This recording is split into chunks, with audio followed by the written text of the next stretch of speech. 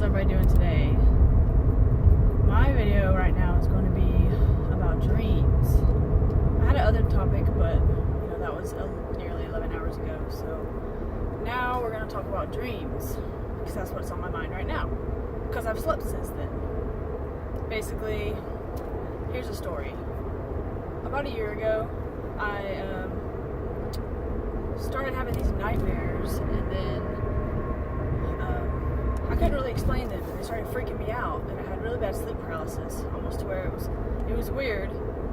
So the first 5 or 10 minutes of my sleep would be like instant drugged. It's weird. It feels like I'd be drugged, but I'd be,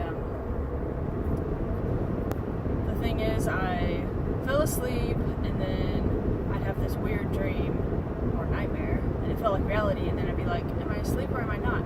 It's hard to explain, so I'm not going to explain it. Basically, what I'm going to say is, since then, God, the sun. So, you're just going to get a good bright image of my face, because the sun is, it's 6 o'clock, so the sun is right here. Anyways, since having these nightmares, I've decided to start analyzing my dreams, because I'm an analytical person, and I like to analyze everything, right down to my dreams. Society started driving me crazy about a year and a half ago, so I decided to go internally and start figuring out what's going on in my own head, because that's honestly my true perception and my only reality, and that's how it works for everyone. A lot of people don't want to admit that, but that's how it works. So once I dove deep, started figuring out why I think the way I think, getting very philosophical about myself, I came to realize that my mind is a very, let's say, dangerous thing to encounter. Imagine The Maze Runner. Have you seen The Maze Runner, that movie? Basically, what you don't know is scary until you actually come in contact with it, and it's not nearly as scary as you ever thought it was. And that's my mind. The Maze Runner. That's my head. The big maze. So I'm trying to figure it out. And you can only go into it for so long until you get stuck. Just like the movie. You wander out, see what there is to see, take mental images, and then you leave. I can't handle this. So that's what's going on with me. And so for the last about year, I guess, I've been getting very, very deep with my thoughts, and have actually accomplished a lot more than I ever thought I would. When it comes to sleep paralysis, I do believe it's it's not just something physical, like the scientists want to tell you, or those dream people that work at those places, the doctors, they explain it's some kind of scary thing.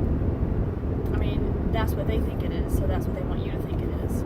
I believe sleep paralysis is something very spiritual, and it's like breaching the realm of the astral planes, and you can control it if you want.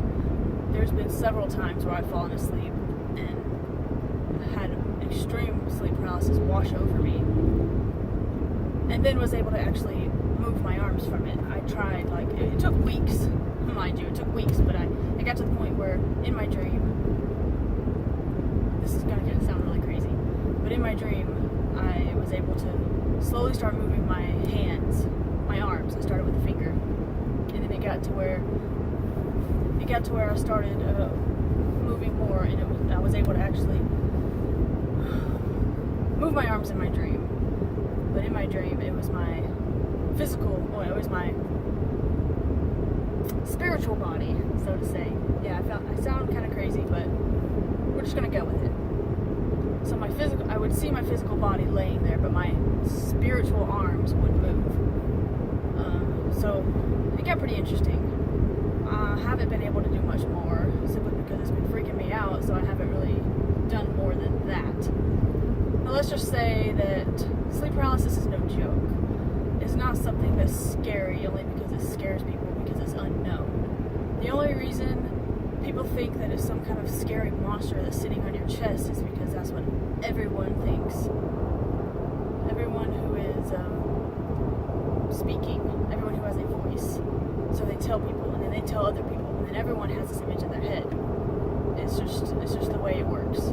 If you tell someone something is going to alter their opinion, so that's that's what it is. The only reason they think that is because someone altered their opinion.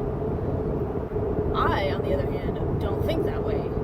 I decide to judge for it myself and see what it actually is. And honestly, the only reason I think that I thought it was scary is because not being able to move is scary, and you think it's a monster on your chest, when in reality it's just you're not strong enough to actually move yet. It's something very interesting, and I'm actually going to stop right there, and I'll talk more about it later. But I'm analyzing it. I'm starting to understand that that sleep paralysis is a very interesting topic, and it's a very cool thing to explore. So, anyways, I'm Virginia. Welcome back to my channel. I should have said that at the beginning, but who fucking cares? So like and subscribe to my channel, and be back for more interesting topics, because there will be more.